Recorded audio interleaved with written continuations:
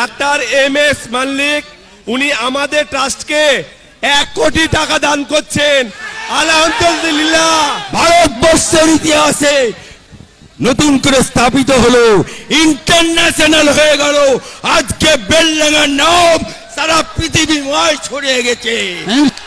जो हुमायूं से टाच लगाएगा वो चूर चूर हो जाएगा।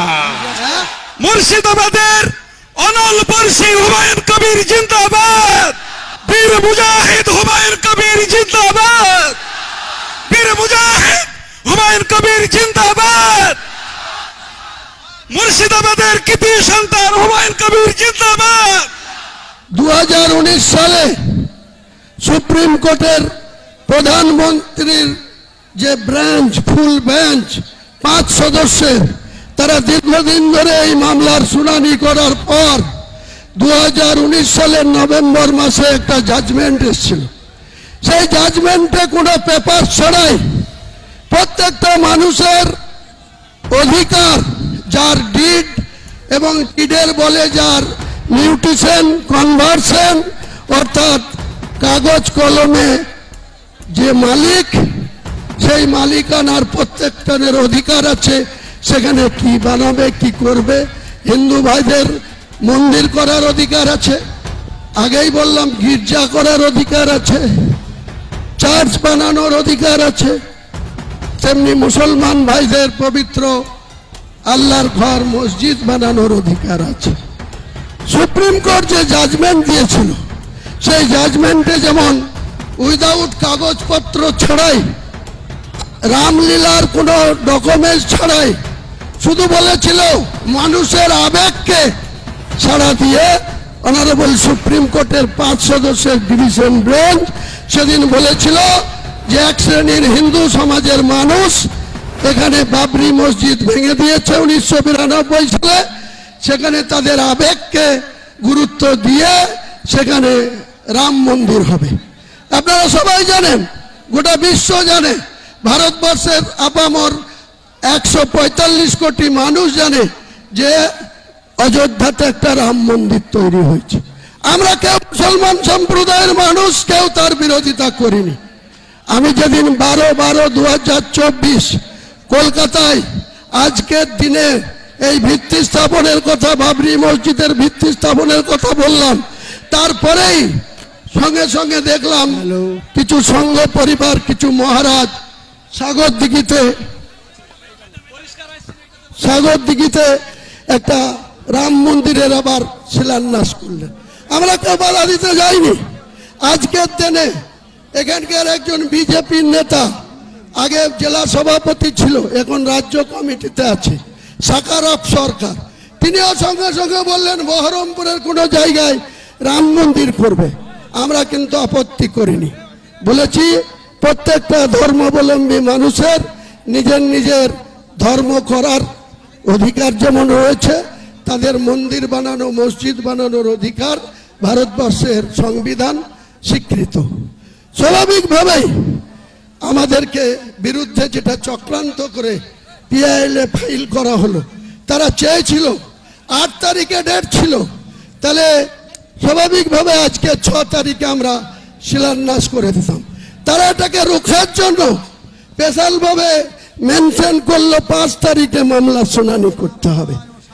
মহান আল্লাহ যাকে সাপোর্ট দেয়, মহান আল্লাহ যাকে দোয়া করে, আল্লাহ যাকে ভালোবাসে, এই পৃথিবীর কোনো মানুষ তার বিরোধিতা করলেও সাকসেস আসে না, সার্থকতা আসে না, সফলতা পায় না। তাই মহান আল্লাহ তাআলার খোদ ইচ্ছায় আমরা সেই হাইকোর্টে আইনের লড়াইয়ে এখানে আফজল সাহেব, আলী আফজল চাঁদ থেকে শুরু করে যে 12 জন লয়ার আমাদের হয়ে দাঁড়িয়েছিল, সেখানে হাইকোর্টের অনারেবল প্রধান বিচারপতি এবং তার পরিষ্কার করে বলে দিয়েছেন, পরিষ্কার করে তিনি বলে দিয়েছেন যে হুমায়ুন কবির কোনো সংবিধান বিরোধী কথা বলেনি, সংবিধান বিরোধী কাজ করেনি। ভারতবর্ষের সংবিধানে তার অধিকার আছে মসজিদ বানানো এবং প্রত্যেকটা ধর্মাবলম্বী মানুষের বাড়িতে যে সন্তান জন্মায়, কারো পুত্র সন্তান, কারো কন্যা সন্তান, তাদের নামকরণ তার বাড়ির গার্জেনরাই রাখে। হয় পিতা রাখে, নাই দাদু রাখে, নাই নানি রাখে, নাই নানা রাখে। মসজিদ, বাবরি মসজিদ, অযোধ্যা বাবরি মসজিদ জনাব হুমায়ুন কবির, বাবরি মসজিদ জনাব অ্যাডভোকেট আলম সাম।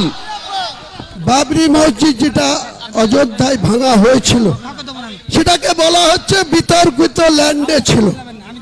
বাবর 1528 খ্রিস্টাব্দে তার প্রধান সেনাপতি মীর বাকি তাকে দিয়ে নাকি যেখানে রামের জন্ম হয়েছিল সেখানে নাকি এই মুঘল সম্রাট, আপনারা সবাই জানেন ইতিহাস যারা পড়েছেন, ইব্রাহিম লোদি বলে একজন সম্রাট ছিল। বাবর কিন্তু ভারতবাসী ছিল না, অন্য দেশ থেকে ইব্রাহিম লোদিকে আক্রমণ করেছিল। তারপরে জয়লাভ করার পর তিনি ভারত সম্রাট হয়েছিল।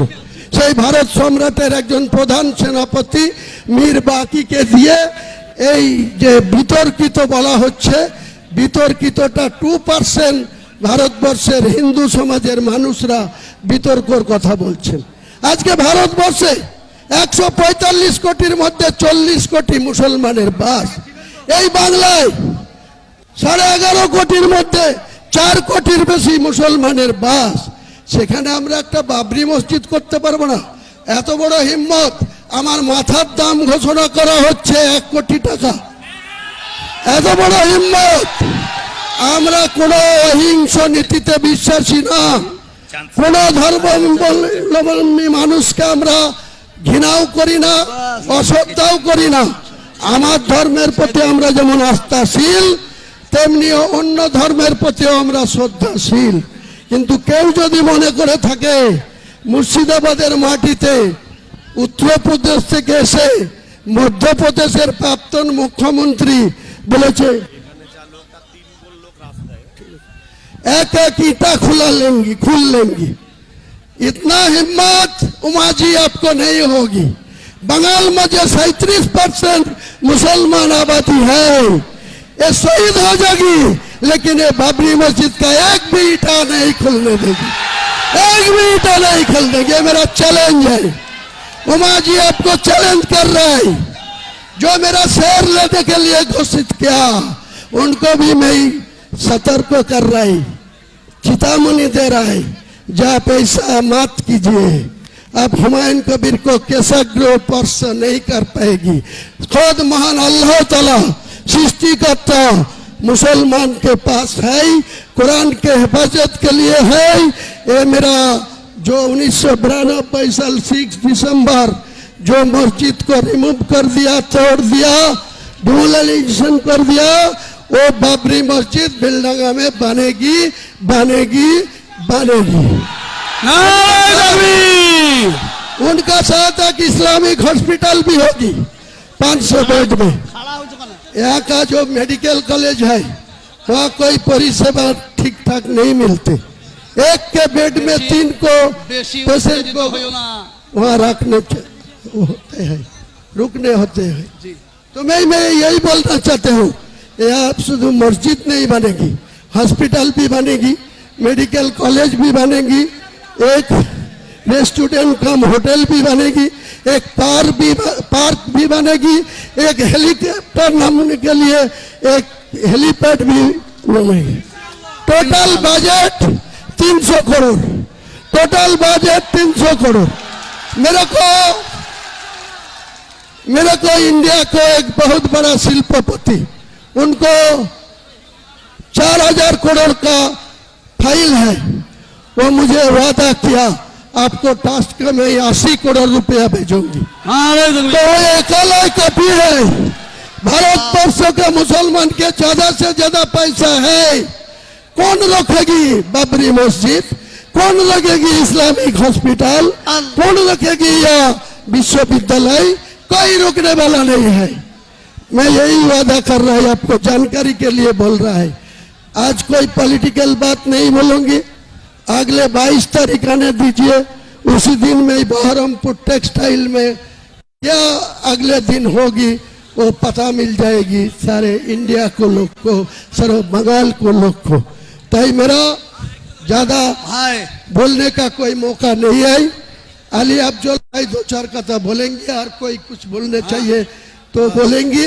मैं ठीक 1:30 बजे और एक बात है, जमार लगा दिया, कोई टेलीफोन में कनेक्शन नहीं हो रहा है, कोई इंटरनेट भी नहीं चल रहा है। तो मैं इंटरनेट में जो भित्ति स्थापन करने का बात है वो नहीं होगी, तो यहाँ से ही मैं भित्ति से कांची देके वो भित्ति स्थापन करा देगी। कोई रुक नहीं सकता, कोई रुक नहीं सकता। बाबरी मस्जिद होगा होगा होगा, ये मेरा मुसलमान के वादा है। ये मुसलमान के दिल में जो असर पड़ा 33 साल पहले, उनको फिर खुश होने के लिए ये मस्जिद बन चुका है, बनेगी बनेगी बनेगी। नारे तकबीर, नारे तकबीर, नारे तकबीर। अस्सलाम वालेकुम। এখানে পেঁচাইতে কি হয়েছে?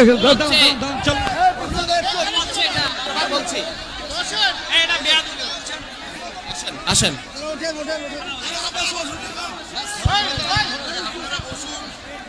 আপনারা বসুন, সবাই দাঁড়াবেন না, সবাই দাঁড়াবেন না ভাই। आप लोग बैठिए, इत्मीनान रखिए भाई, यहाँ पर बेतरतीब से আরে আপনারা বসুন,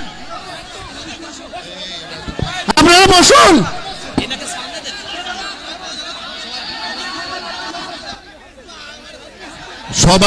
সবাই পিছনে আমরা শান্তি ধৈর্যভাবে বসি, সবাই শান্তভাবে ধৈর্য ধৈর্যভাবে। আল্লাহু আকবার।